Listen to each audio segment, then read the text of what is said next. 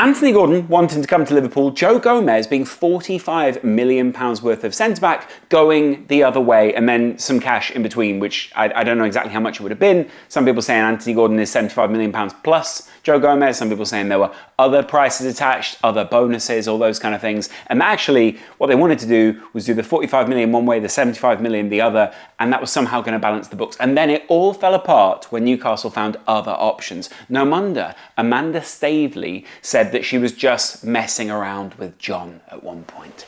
Maybe Newcastle were just looking to rattle the stick the other way and show Liverpool, well, if you can mess with our Anthony Gordon, then we can mess with whoever it is that you've got. Apparently Joe Gomez, though. I mean, Joe Gomez and Anthony Gordon, two very different kinds of player, but you get my point. Liverpool were willing to put up a centre-back for this. They were willing to put up Joe Gomez. It wasn't really shouted about at the time. A lot of people said Jarell Quansah was put in the deal or could have possibly been in the deal. It's what Newcastle wanted as part of the deal. Liverpool weren't willing to let him go.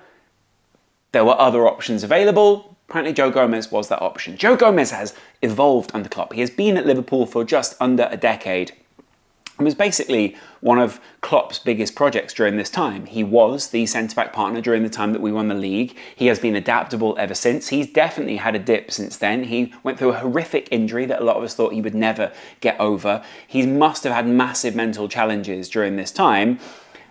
And I've got nothing but respect for what is a cult figure and a legend at Liverpool. He won the league, for goodness sake. He was a massive part of that team. He went to being an even bigger part of the team last season, playing all this adaptable kind of football, which kind of made me surprised as to why Liverpool would put him in a deal going the other way. But maybe there is a thought process that, hey, you can only have so many players in so many positions, and if we need to raise funds, then Joe Gomez is a valuable asset that could leave Liverpool. Of course, going the other way is Anthony Gordon. One of the hottest young talents in English football and someone that Newcastle proudly signed and ripped away from Everton when Everton themselves needed the money to try and align with all these new rules. Anthony Gordon, of course, is a Red. He is a Scouser. He is someone who grew up in the city, is proud to be a Red, was obviously proud to represent Everton, but clearly those Red links run deep and he wanted to come back to the club. I think he was probably pushing for it. At one point, there was even the deal in place where they were going to have medicals in Leipzig for both those players. The money was going to exchange hands, or however much money was going to go one way, however much was going to go the other. And Liverpool would have let Joe Gomez go. How must that feel if you're Anthony Gordon? How must that feel if you're Joe Gomez? If I'm Anthony Gordon, obviously I'd be thrilled to get that big move that I had wanted. Newcastle felt like one of those peaks. It always felt, though, as if Anthony Gordon maybe, he could fulfill what he was capable of, but could he have fulfilled that at a Liverpool or something like that? If you're Joe Gomez, you're thinking, I've put a decade of my life into this club, and they're willing to let me go for, arguably, I've had this conversation the other day, a really great price tag. He's definitely worth around the £40 million price tag. He's an A-side / very trustable B-side in terms of Premier League centre-backs. I know he's had his moments. I saw him in Napoli. I saw him have questionable moments where he's made some questionable passes or slipped or whatever. He's a solid, more than solid Premier League centre-back. He's a very trustable character. He's a brilliant character to have within the team. He shows real resolve. He clearly shows leadership qualities. Very thoughtful person. Exactly the kind of person that Eddie Howe wants in his team. I've even said I think Joe Gomez would actually be a great signing for Newcastle before I knew any of this. I think he's underestimated and underrated in terms of Premier League chutzpah, shall we say. But Joe Gomez going for Gordon, Liverpool would have gotten a whole new range of player there, and arguably are, and probably still are, maybe slightly too stacked in the centre-back area in terms of just bodies. I'm not saying therefore we've got too much talent, I'm just saying if Joe Gomez wants to start, Konaté's ahead of him, Quansah's probably ahead of him right now, and left-sided Van Dijk is probably not going to give up his position to Joe Gomez, as much as Joe has been, a worthy, I want to say, I don't know, he is the other balance guy, but he's also been like a worthy backup to a lot of these guys as well. He's more than a backup though. Joe Gomez deserves that respect. But what we could have unlocked if that deal had gone through, and I still think there is possibly just the outside hint of a possibility that this could still go through, hence why maybe it got dropped to the press. We get Anthony Gordon. How would you feel if we signed Anthony Gordon? How would you feel if Anthony Gordon came to the club? I'm not 100% sure I know at this point. I don't know if it's like a big enough signing for me in the summer. I don't know if it represents enough change away from the previous era. Maybe it means that someone like Mo Salah has an understudy all of a sudden, or Luis Diaz has got some challenge, or maybe both. We know that Gordon played out in that wing. I've done that before on this channel. We know that he's also more than capable of playing on the left. We know that he could also play that 10 role. What would it mean for someone like Fabio Carvalho? What would it mean for any of those players? It would mean more of a challenge. It would probably mean that one of them left the club, probably Fabio. I don't think I can see Harvey Elliott leaving in this window or the next one or the one after that, even though he might want to start for another club very consistently. Maybe he sees his role. Maybe even after we saw that Arne Slot got a look under the hood and saw a lot of these players, he went, actually, maybe that isn't the priority for us. But of course, what it means is that now Gordon is kind of left at a bit of a loose end, even though obviously he's been speaking about his commitment to Newcastle, but even though he's still been speaking about how much he loves Liverpool. And Joe Gomez is slightly at a loose end, knowing that Liverpool at one point, probably for business reasons, not for the emotional side of it, were willing to just let him go. 45 million, when I say just let him go, it's not like they would have let him go on a free. It was like 45 million. You're a 45 million pound centre-back. That is incredible. Like, you're one of the more valuable centre-backs in the league right now, and worthy of it too. So I get all of that. I understand the dynamics here. But does that mean that Joe Gomez now has to leave Liverpool or should push for a move? Clearly he wants first team football very consistently. Clearly he's not going to get it. Like, you know, that seems fair enough. If we're playing, you know, like obviously Joe Gomez was away, but Sepp van den Berg and 𝐀𝐧𝐭𝐡𝐨𝐧𝐲 and other players ahead of him. Maybe we see him in one of these friendlies.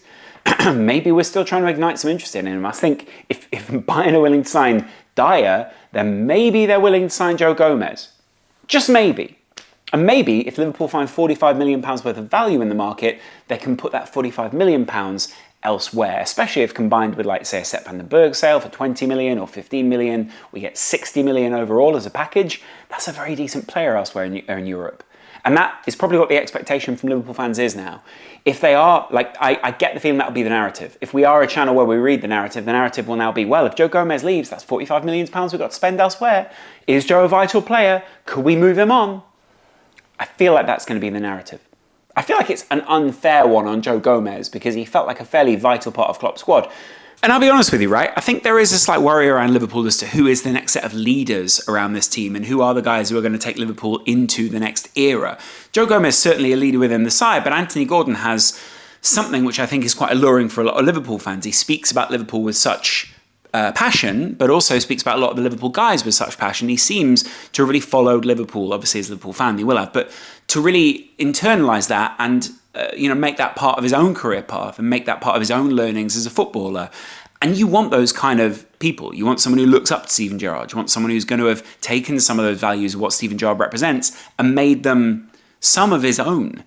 And will continue to be a leader and a thought kind of provoker at somewhere like Liverpool. You want people who are driven like that and maybe slightly agitated to win something for your club. Like, it's all well and good signing big players. I think, Liverpool can make any big signings this summer, but I'll be 10 times more satisfied if I know it's someone who really wants to play for Liverpool rather than someone I think is a good player. But then maybe also being a vital part of Klopp's squad, I don't feel like Arne Slot is that kind of manager where he's like, I need to move these guys on, that he loved Klopp. Like, Klopp evolved them. I don't feel like Arne Slot's that kind of character. But you need to move on in some fashion and start with someone like Joe Gomez, someone who is probably a bit of an interchangeable part for a lot of people's squads at Liverpool, even though he put in some amazing performances, was very adaptable. But just imagine Anthony Gordon. Do we sell someone in the front line of that? Is Luis Diaz allowed to leave for a lower price? Is the exploration of what Mo Salah does changing? Are we shifting him more centrally? Is he more of a striker then and Anthony Gordon is accommodated out on the wing? Or does Salah become more of a 10 behind like a Nunez or a Gakpo or someone like that? Pretty fascinating if you think about it, all the different avenues it unlocks for Liverpool and what is possible in that front line, even though obviously he didn't come. Anthony Gordon, man. Oh, God. Imagine if we got Anthony Gordon. Imagine the excitement. Imagine the profile. Imagine what Slot could do with Anthony Gordon. We get excited about what, multiple different managers at Newcastle could do with him, what Eddie Howe could do, and Eddie Howe's not even really that satisfied by Newcastle right now. Imagine what Arne Slot would do with Anthony Gordon. Imagine what he could do with Joe Gomez, but I imagine he's got other plans. And Joe Gomez showed a lot of what was good about him. He was very good out on the wings, out on those fullback positions, but he wasn't, he drifted in and he played that position a little bit. he was very viable backup, but he wasn't, you know, if someone said £45 million worth, you go, that's a great price. Liverpool are clearly very good at finding value in the market and very good at selling value in the market. So I think it shows roughly why maybe this summer has stalled a little bit, why maybe people like Richard Hughes were saying maybe August is more of a time. Once players begin to return to the team, begin to return to the squad, we're going to start to assess who's in, who's out. There are going to be some of those conversations. Maybe there's also an assessment as to how Trent feels. There have been those headlines in recent days talking about whether Trent would actually still be part of the team, whether he'd want to go to Real Madrid, whether because he sees that the right-back position isn't quite what he would want to play, or the midfield position isn't quite what he would want to play, he wants to move a little bit. But Slot seems like the kind of manager who's smart enough to accommodate him. It's just the ifs, buts and maybes right now. It fuels speculation. What I actually think is, similar to what Arne Slot was saying, we've got a very solid squad. It's a really solid team. It's a team that you can do a lot with. It's very malleable. Joe Gomez, very malleable. Trent, malleable. So much adaptability within this. It makes me feel a weird, maybe possibly slightly misplaced sense of confidence. But I'd love to know what you guys think. Let me know in the comments below. Would you let Joe Gomez go for 45 million, even if it's not to Newcastle, and then buy Anthony Gordon for 75? Was there another possibility there? Would you have sent someone else the other way? Would we have offered Sepp van den Berg and gone, hey, we've got 20 million worth of value there, and we've got another loan over here and this and that? I'd imagine all these different things were explored. Just whether Newcastle would have been happy with them the other way. I think they're looking for a certain value of player, mainly because they can't reinvest the money massively, and they need a certain level of player to keep bringing them up and up and up. They can't stagnate at one level, otherwise it becomes a bit of a stagnant project, doesn't really work, and they've got a lot of shirts to sell. Appreciate you guys watching. I'll be doing a preview of the Liverpool-Arsenal game later. Much love, bye.